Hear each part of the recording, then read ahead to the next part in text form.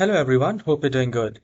Well, if you have accidentally deleted your email just like this, for an example, this is the email in AOL and you have accidentally deleted it, I'll just click on delete and I do not see my email.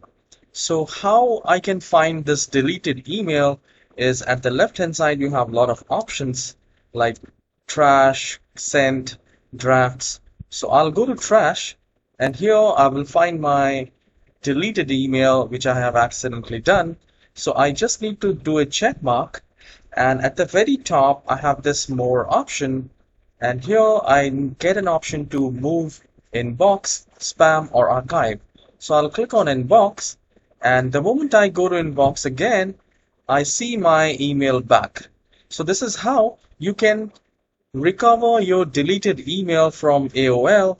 You can do a check mark and you can recover as many as email you have in your trash. So you can have a look and you can do it by yourself. I hope you have enjoyed this very short tutorial. If this tutorial is helpful, please hit the like and subscribe. I'll see you in the next tutorial. Have a wonderful day.